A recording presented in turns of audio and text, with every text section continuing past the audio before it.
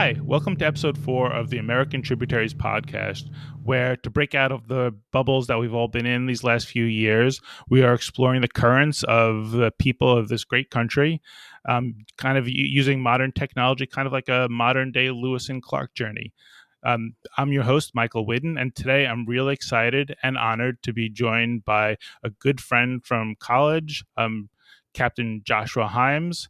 Josh and I were at the University of Pennsylvania together and in the ROTC unit back in 1989 to 1993, which sounds frighteningly long ago. Josh currently is a captain, which is an 06 in the Navy, so that's like one step below admiral. So I'm really glad and honored that he could kind of give us some time. And he currently serves as the Information Warfare Commander for Carrier Strike Group 12. Josh, thank you so much for spending some time with me. How are you doing today? I'm doing great, Mike. Thanks for having me. Looking forward to this. Yeah, this would be great. It's kind of like, to me, it's like kind of a step into the past a little bit, because you might drop some acronyms that I don't know, or I might have to try to remember. Keep me honest. Make sure I don't. I try and leave the military acronyms on the ship or in the office. So let me get away with it. Well, it's hard enough for me to kind of use use 1400 instead of like 2 p.m. Right. I did have to check myself on my that. kids go to European time. Everything's in the hundreds. So how long have you been in your current position? So I been here probably about 8 months now. Came up from Tampa, Florida, where I was working at a place called U.S. Central Command, which running the intel center there for that organization. And then this one's kind of a different beast. In Tampa, it was a very joint-centric organization. So I had Air Force, Army, Marines, civilians, contractors, and we kind of looked at all aspects of what the Middle East was doing. Whereas here, very much back in the Navy, focused on aircraft carriers. In fact, the USS Gerald R. Ford is the one that I'm associated with, the newest carrier in the fleet, getting ready to do its main deployment later this year. And it's all about sailors. And so it's kind of fun to, kind of go back to where I started, if you will, working, with the sailors on the waterfront, big gray, hulks sitting there pierside. Wow. Non-skid, the smell of diesel and Yep. JP5. Exactly. Yeah, I remember JP5. It's a tear to your eye, isn't it, right now?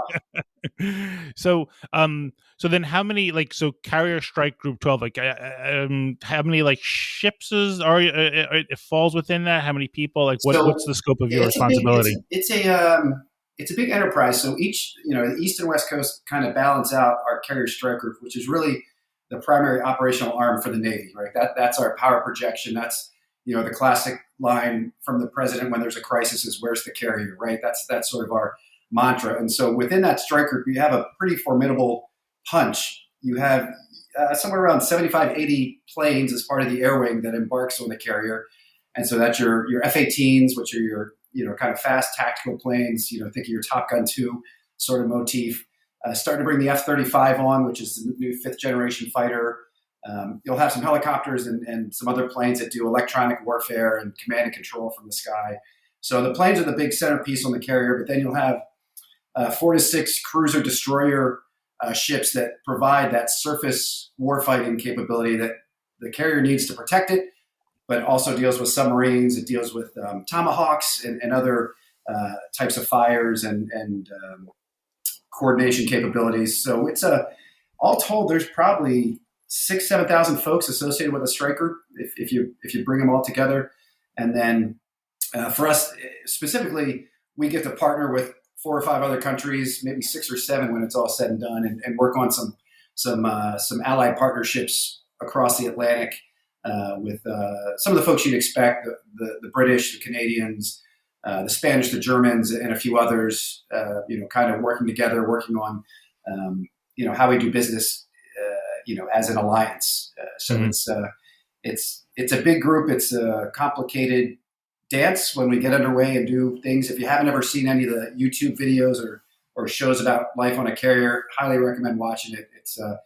It is its own little city. I mean, right on the carrier itself, you've got 5,000 folks. So but it's fun. I'm looking forward to getting back to it. Now, will you be deploying I hope sometime so. soon? But one of the challenges of being a fairly senior captain is you don't necessarily own your own fate. Mhm. Potentially, maybe having to move back up to DC for a follow-on assignment. Before we do it, before we do the fall deployment, I'll certainly get some underway time this spring as we get the band together and start to, kind of crawl, walk, run for us, more the crawl phase. Yeah, you may know before I do if I'm making it in the fall. So we'll see. I did see online there was a photo of you on a treadmill running for the Marine Corps Marathon back in 2011, I Yeah, think. I highly recommend not doing that. Just for the record. So there's a more involved story. So my wife Sue, who also was in the Navy for 22 years, both naval intelligence, she's a big marathon runner. Has always been really good, sub 3, so she's pretty quick.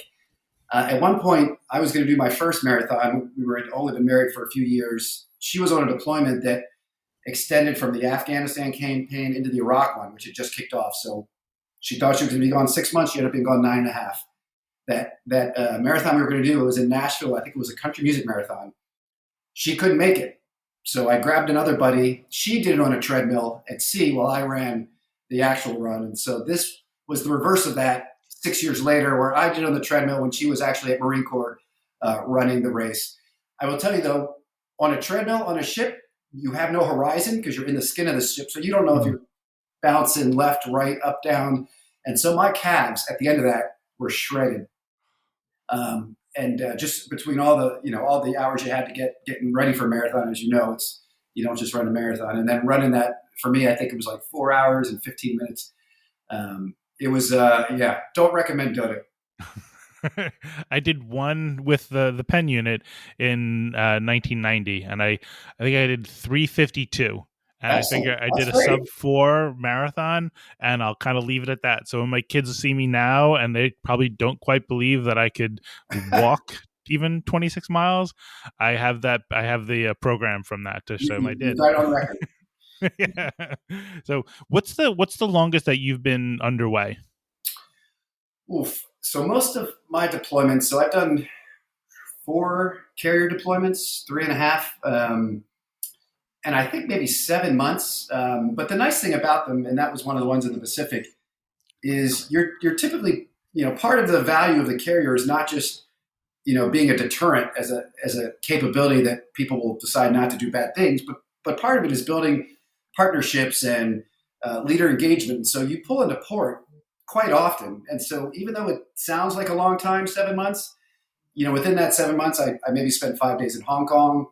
I spent 4 or 5 days in Singapore, um, in the United Arab Emirates, in a port there 2 or 3 times. So it breaks down nicely, every month or so. So you have something to look forward to, kind of a chance to take a breather from the business. So oddly, my wife did a 9.5 month with just about zero deployments or zero port visits Wow. because of the war that had just kicked off. So I feel fortunate that mine were a little more balanced. Yeah, wow. Um, during the pandemic at the beginning, this from a civilian viewpoint, being cooped up with my family, I kind of tried to make the point to them that like, to me, I always found the hardest part in the military, in the Navy wasn't it's not the Navy work. I mean, that in of itself can be challenging, but the long term challenge is just kind of being in the same setting with the same people, over and over and over again, and never getting that kind of change. Right. And that, so, it's funny because that's so true, but it goes both ways. I would argue. If you have folks that you really enjoy working with, you get along well, you can sort of see the fruit of the team coming together and being successful.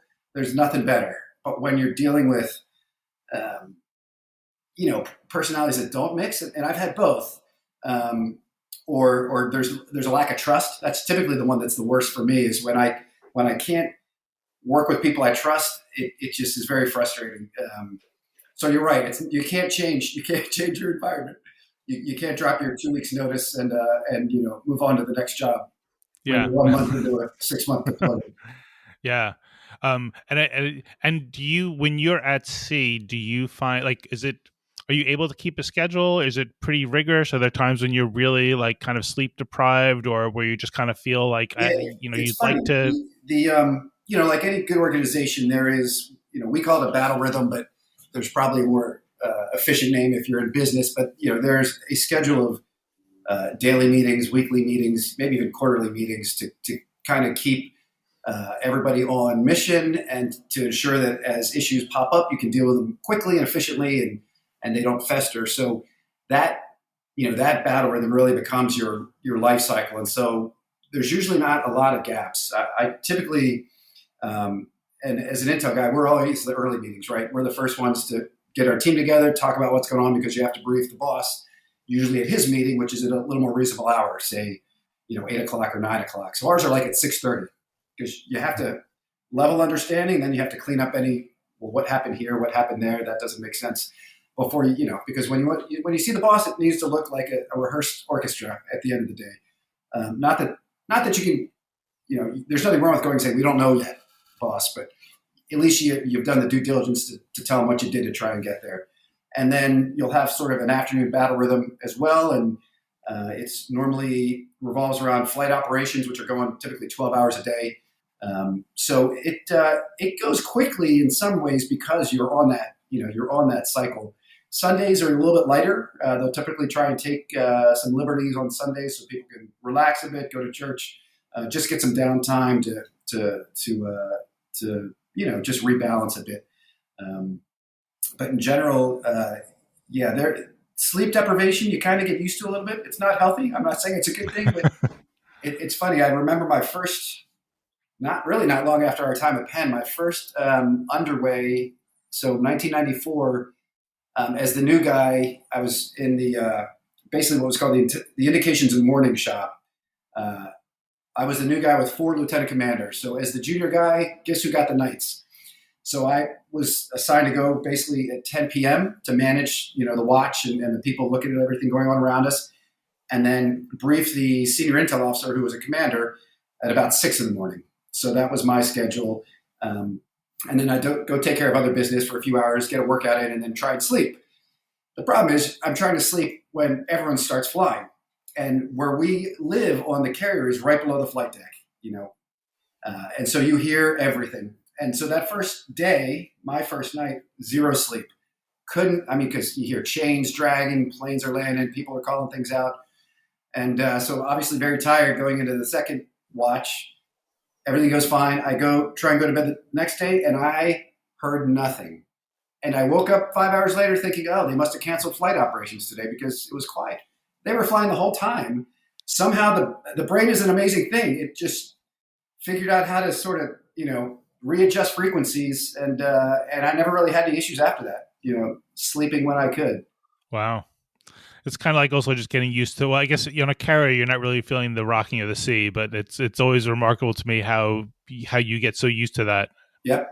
Yeah, and that's even a physical adjustment, right? Like when you're walking down the passageway, your body just naturally leans opposite, the ship bank, and you stay more or less, horizontal, vertical actually as you go. So yeah, on the carrier though, not nearly as painful as what you had on destroyers and some of the more mobile ships. Mm-hmm.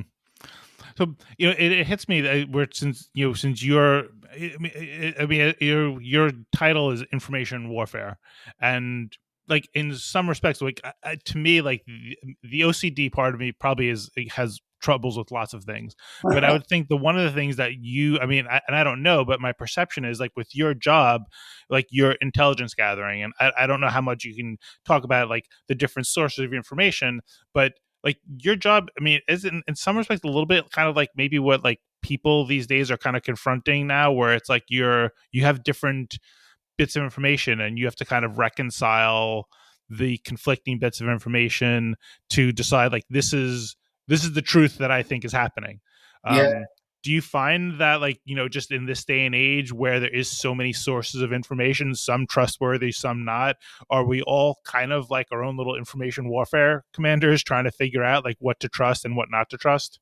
Yeah, that's a great question, and I would say one of the biggest challenges moving forward in the 21st century, and not just for warfighting, frankly, but for societal norms. But the nice thing about this position is not only do I have the intelligence portfolio, as you described, kind of that making sense of what's going on around us, but I also have kind of the cyber defensive piece, the electronic warfare, using the EM spectrum to either protect or attack, and then other sort of cyber capabilities that may or may not reside on the carrier. So it's bringing all that together in a way that maybe last century we didn't have to worry about, but because we are in an information age, we are in an age where the electromagnetic spectrum has become such a critical piece of warfighting that you got to have someone that thinks of nothing else other than how to protect and also how to influence the enemy. And so it's fun for me to be doing the intel, but all that other stuff as well, because it adds some dimension to it. But to your point, the way I used to describe for parents who would come see their kids working in one of my organizations, they say, hey, my son, Jonathan's been in the Navy for 2 years. He's an intelligence specialist, but he won't tell me what he does. Can you tell me what he does? And I'd say, of course I can, because he works for me. So imagine if someone gave you a 750-piece puzzle, right? Except unfortunately, they forgot to give you the top. So you don't know what the final product looks like. And unfortunately, they didn't want you to solve the puzzle because they're doing some things that maybe are a little nefarious. So they took out about 300 pieces from the puzzle. And then just to make it harder, they found a couple other puzzles and threw those pieces in. You've got 20 minutes to put this puzzle together and explain to your boss what you think is the picture. And that's kind of what it is, in a very simplistic sort of way. But, we have resources. Everyone, I think, knows in general sort of the national capabilities we have with satellites and, human operatives and all sorts of things that you see in movies. But I would tell you, to your point, the biggest growth area for us is that what we'll call open source or publicly available types of information that it does require some work to make sense of and then determine the validity of it. We don't want to go down a rabbit hole with Russia and the Ukraine, but it's been fascinating to see some of the domestic Russian reporting on things that they're saying the Americans are doing in Eastern Ukraine, which are absurd. But if you don't have any way to reference ground truth, it's all you know. And so, some scary parallels going forward into if we can't figure out how to keep integrity with our information, it's gonna be tough to keep coherence, as people, as organizations with common purpose and goals. So not to get overly depressive, but that's all kind of wrapped into what we're doing. Yeah.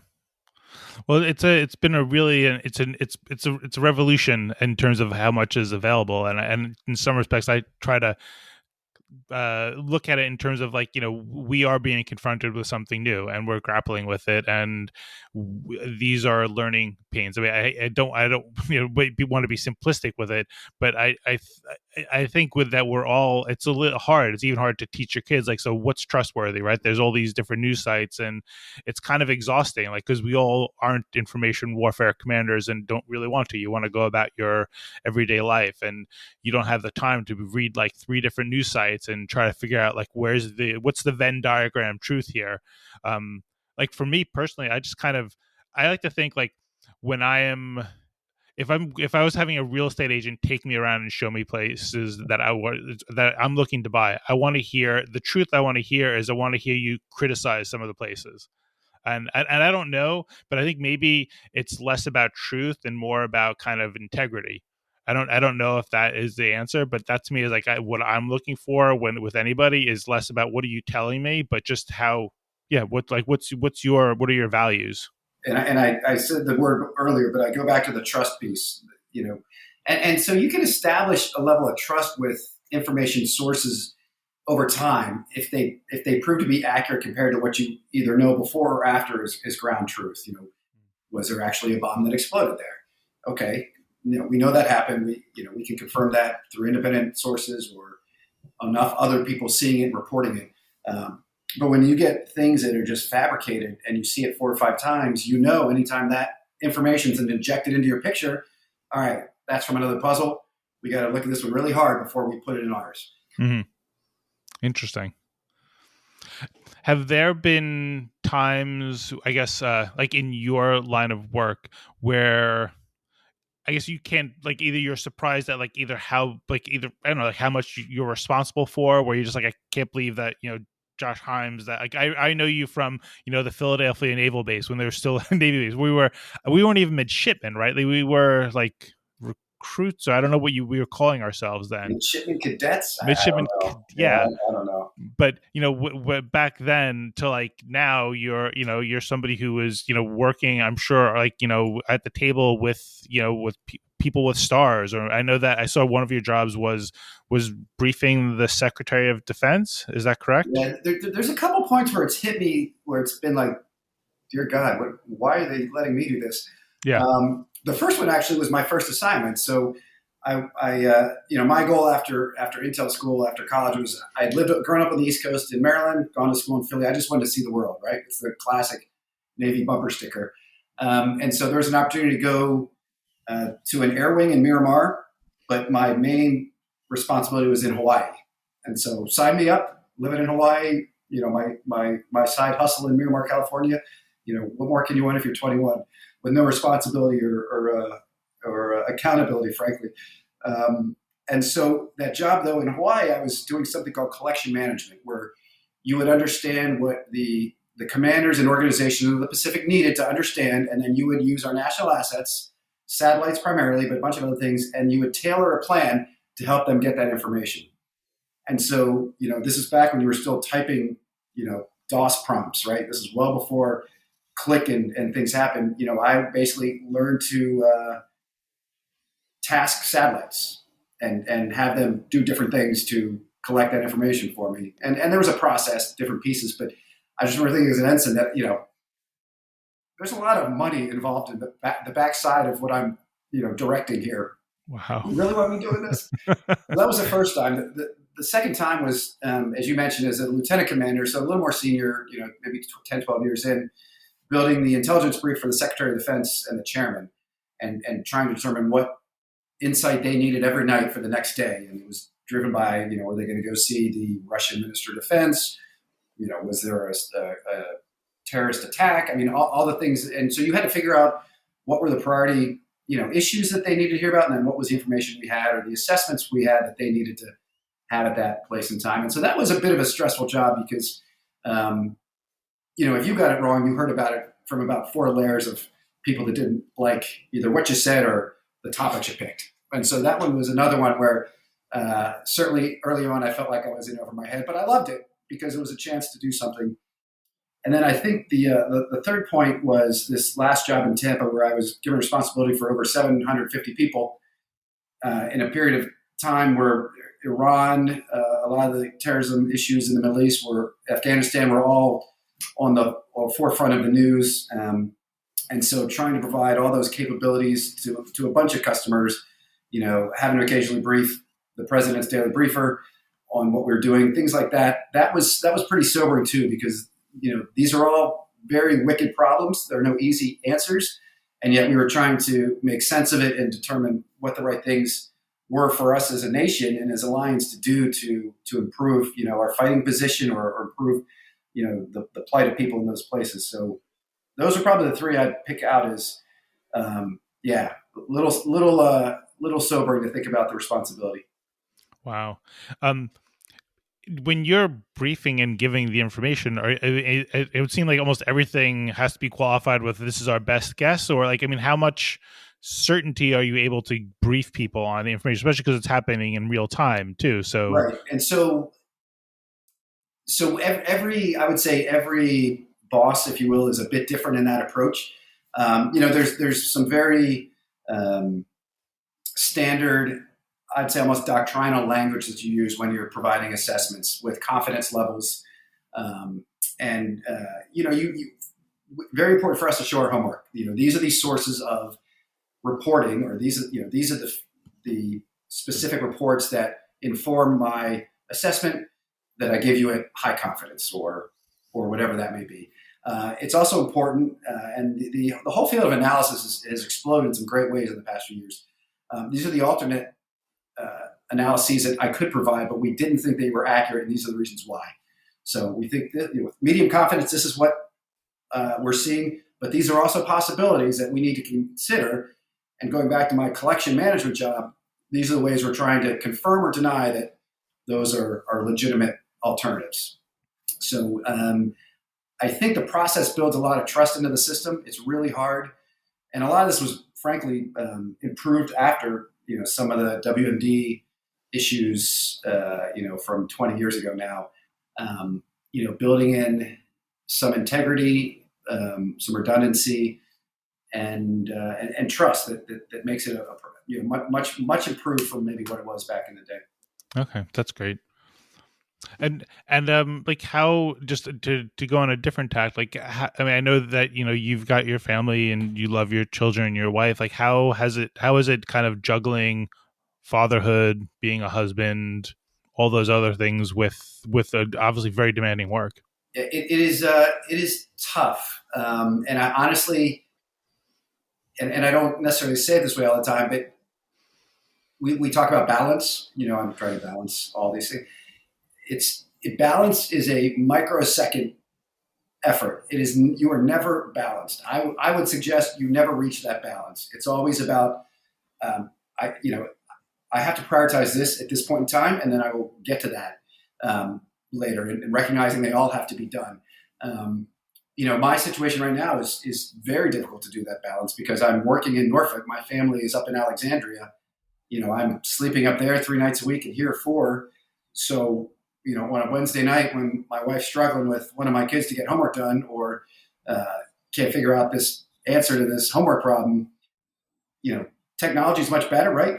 I don't have to write a postcard a week ahead of time to get it there, so we can have a conversation in real time, but it's just not the same. And so I do struggle with that and worry that, I have not, invested the time that I would like to, with my kids. Now, the alternative or the other side of that is when I'm home, I'm full in, right? I'm not golfing on a Sunday. I'm not doing things for me. I am, taking kids to games. Actually, I've been coaching one of my kids' soccer up there.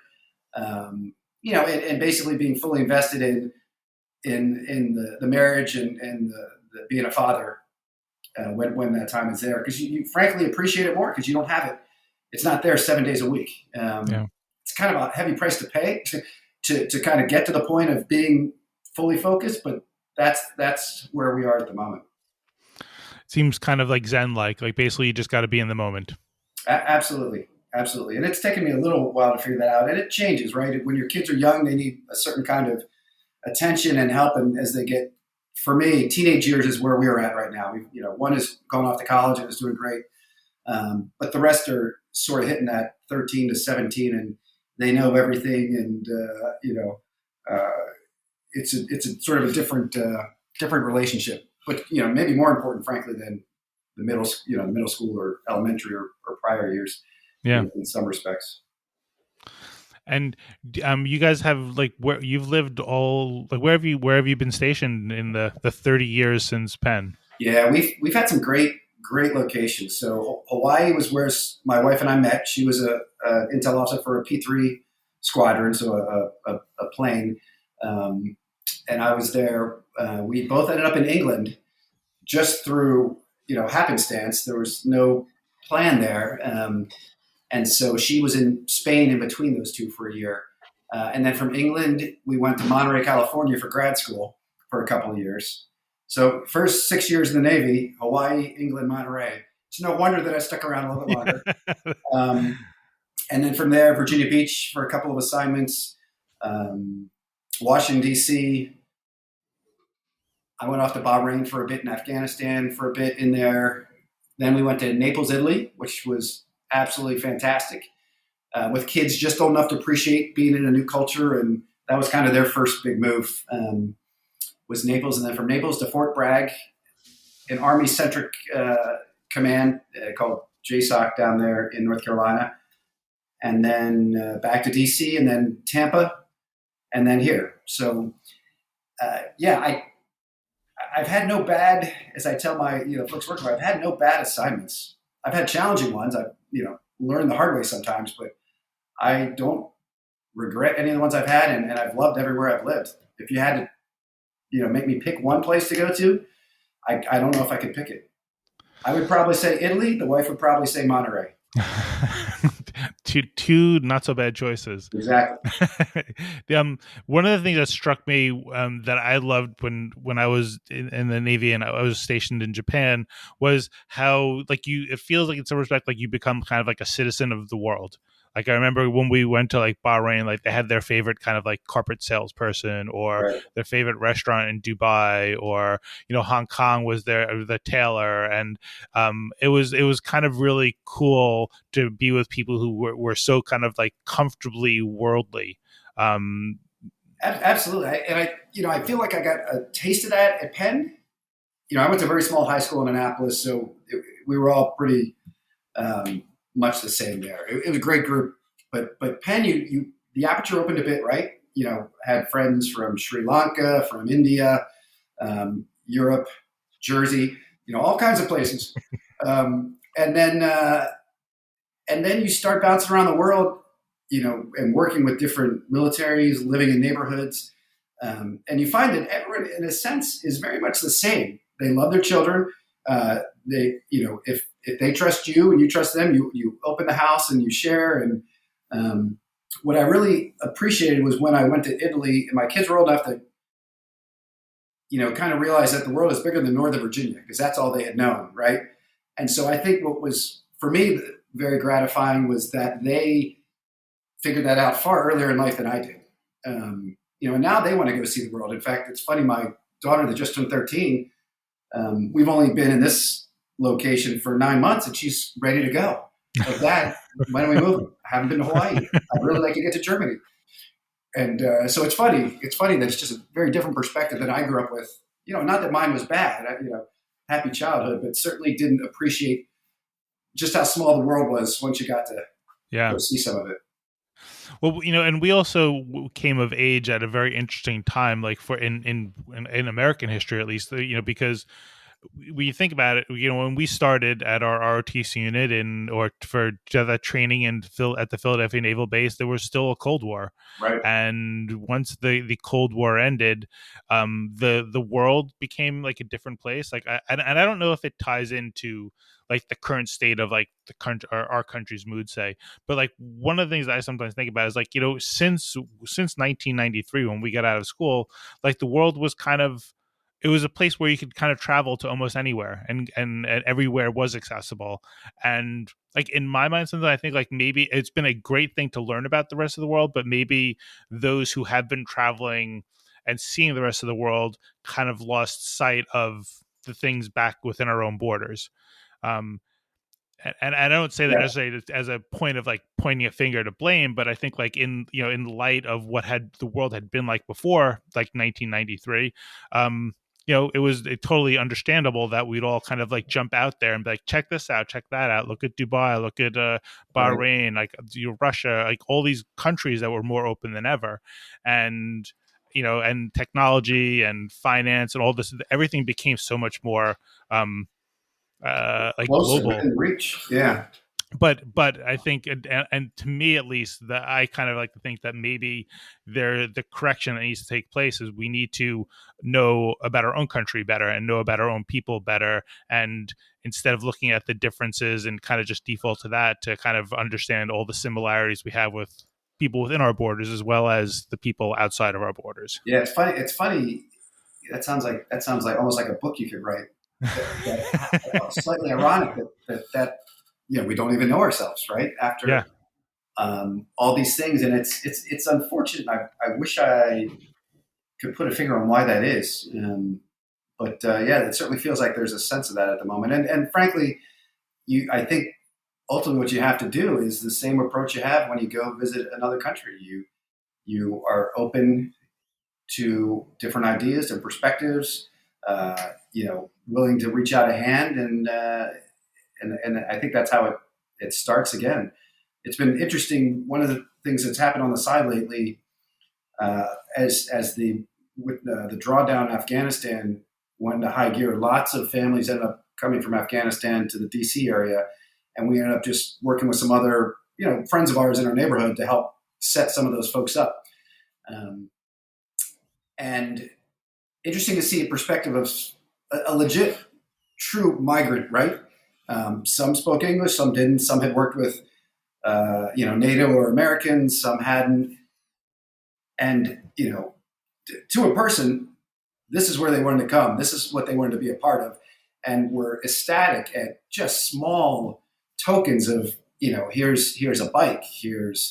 Let me drive you to get your social security card. Let me, things that we probably need to be better about with people that have been here for decades as well, right? Regardless of what's on their bumper sticker on their car. And so for me, it was kind of a newfound, kind of just a reminder of, hey, the way we're helping these folks out, which is great. It should be every day. I mean, it can't just be because a country just collapsed that we all have some level of bond with from having been over there. Yeah. But hopefully that sort of helps maybe right some of this. Yeah. There was a comedian once that he was saying, he was talking about America, and he was saying that in I forget his name, but he was saying that basically telling Americans we went overseas, people think of the United States as the NBA, and he kept saying like we're like the NBA. He's like in Chinese, in Mandarin, the word for America is Mei Guo, which translates directly to beautiful country. Like that's our country. Interesting.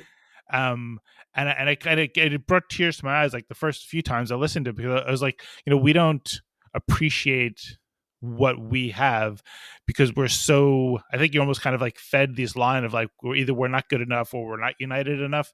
And I think like one of the things you learn traveling all around is you also realize like, what, every country's got problems too, and it's not to belittle the ones that we have, but when I lived in Japan, like there, there's a lot of signs that say like no gaijin, no foreigners, and you can see the animosity between the people in South Korea and the Japanese, and like you realize like it's if you're looking for perfection or perfect state, perfect society, you'll be looking forever, and it's more about kind of, I guess, accepting what we have and also seeing what keeps us together. And I think my experience, my 3 years in the Navy, pales to yours, but being active duty, you see like what keeps people get together on the ship is that kind of like common mission of like, serving our country. And as corny as it is, it's something that we all buy into, to be there together, to be underway for weeks and months away from family, friends, and the society that people where they have more freedom.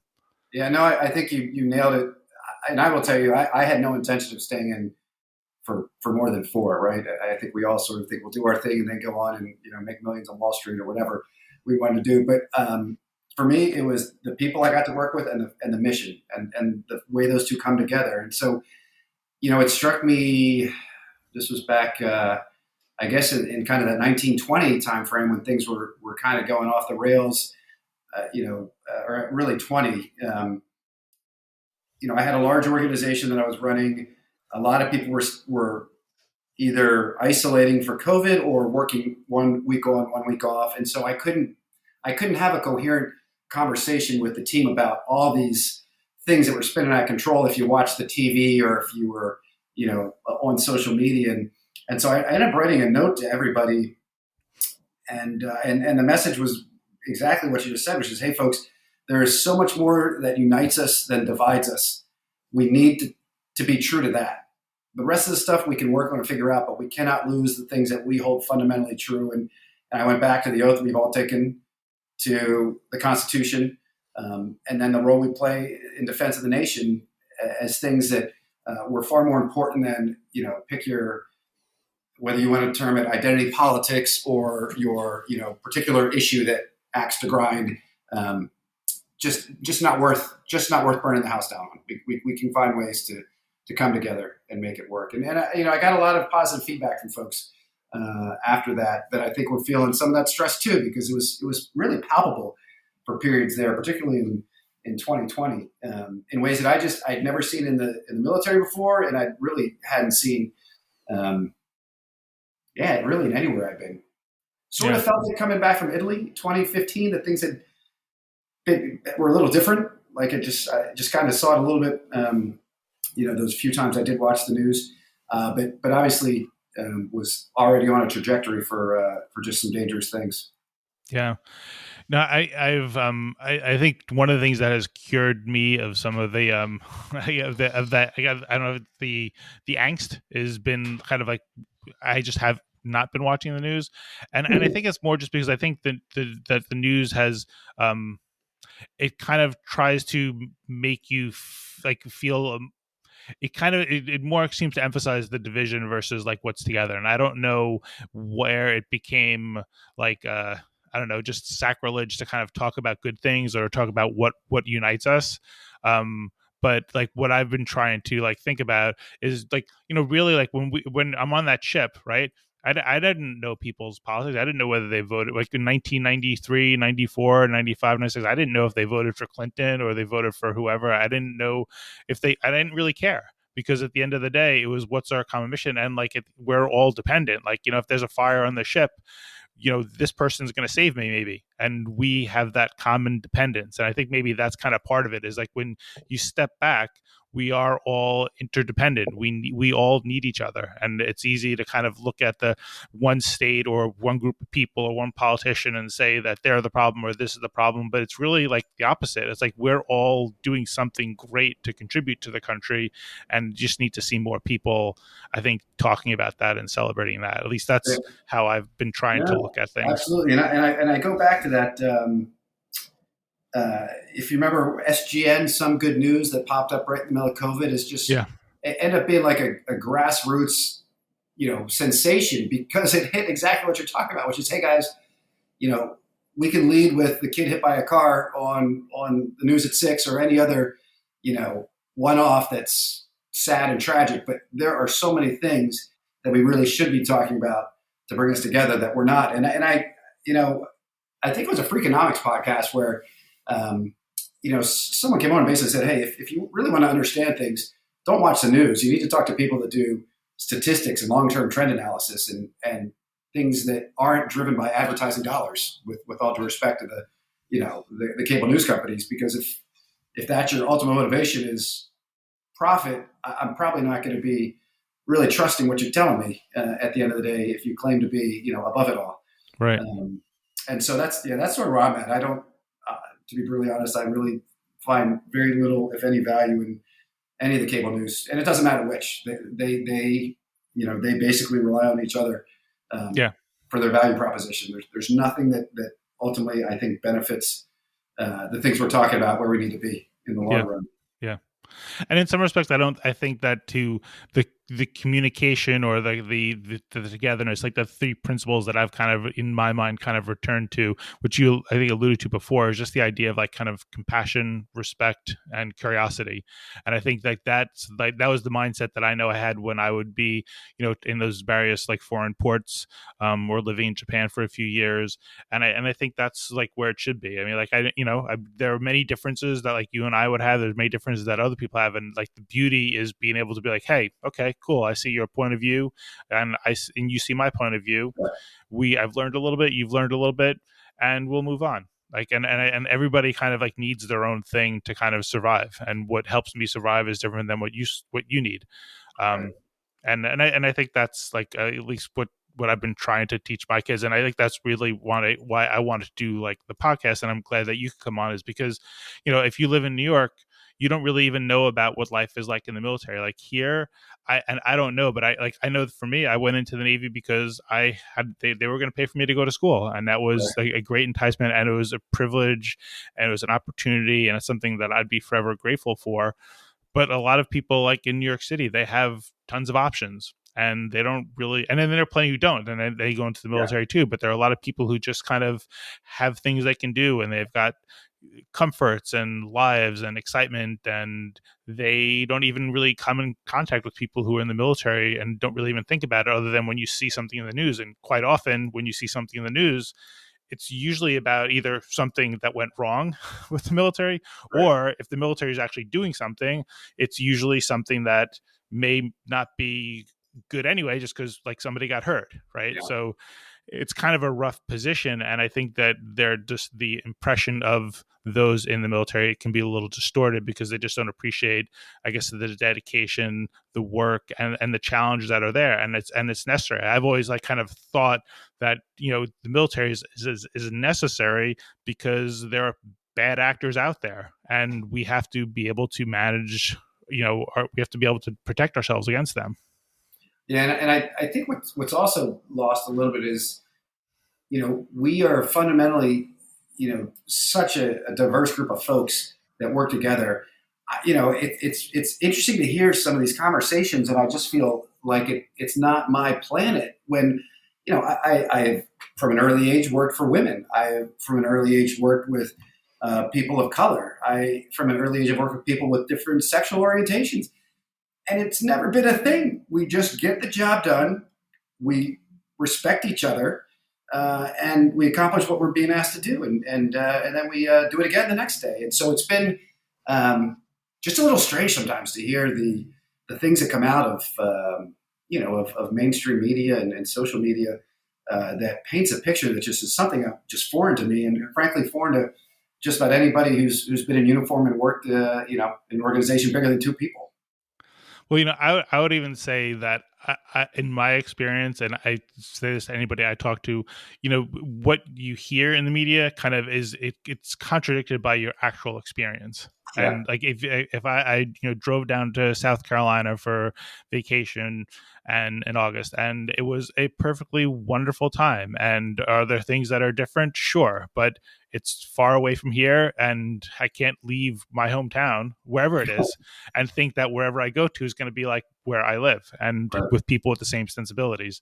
So, and I think most people that I know of, they all say the same thing. And I think if we kind of maybe absorb information with a little bit more, or absorb the news, because that's kind of our primary source of information, with a little bit more skepticism, and less of it, and kind of maybe extend that compassion and curiosity and the respect, we'll all be much better off. And Absolutely, no so question.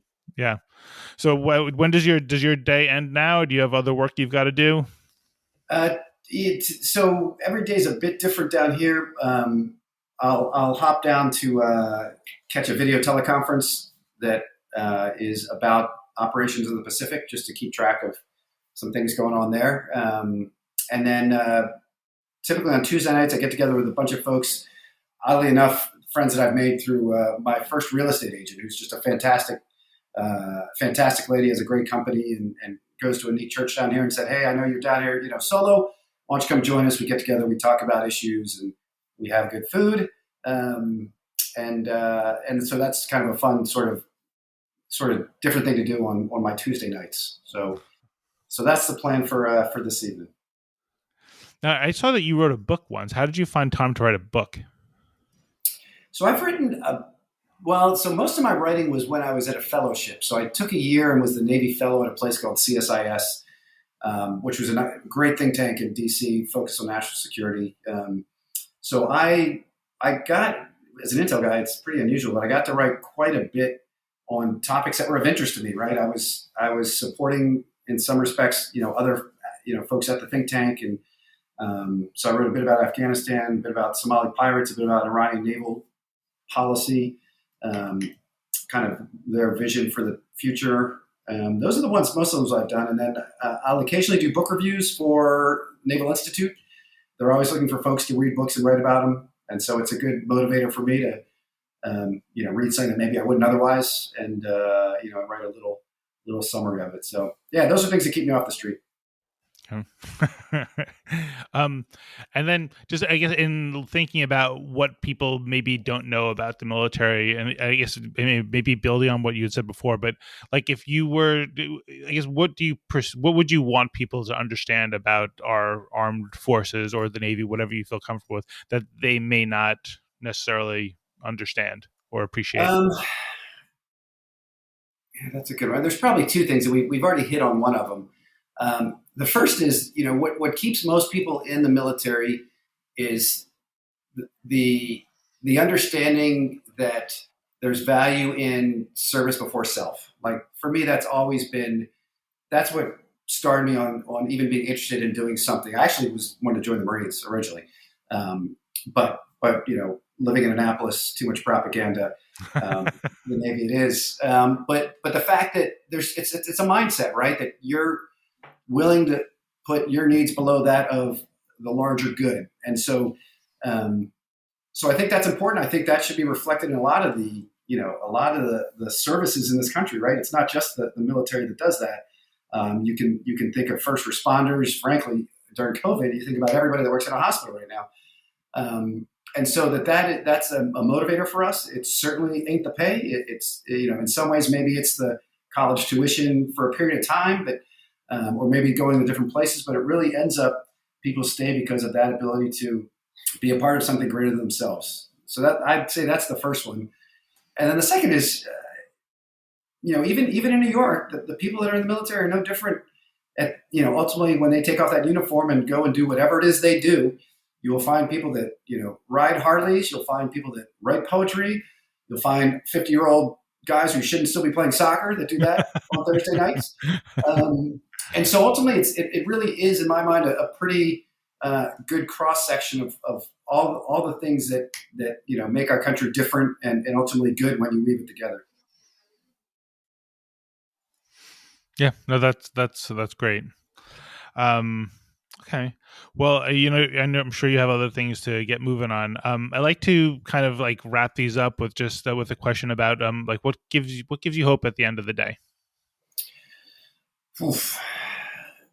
That's a fantastic question and probably the most important one you've asked today. So I guess there's probably a couple of things. One, if you have kids, that one always sort of resonates, right? Not only do you want to leave this place better than you found it, but you want to invest in those that you're directly responsible for being a part of that. So, to see my kids grow and develop and learn things and get to be a small part of that, I get a lot of hope from that ability. And there's a level of that too, just as an officer mentoring people in the military, seeing them do things greater than you did or move on to bigger and better opportunities and knowing that, you can leave tomorrow and it's all in good hands. Those things certainly give me hope. But maybe on a grander scale, things like you're doing right now, let's step back, take a bit of a strategic look at who we are and what we're about and where we need to go. I think that has resonated with a lot of folks, maybe more so than any other point in recent memory. And so I think I'm hopeful that will drive a lot of convergence of interests and people prioritizing things that matter over the things that are distractors or solvable if we work together. So ultimately, those are all things that I put in the hope category. Great, thank you. Just as an aside, I think you recommended the book Our Towns, correct? Yeah, that Yes.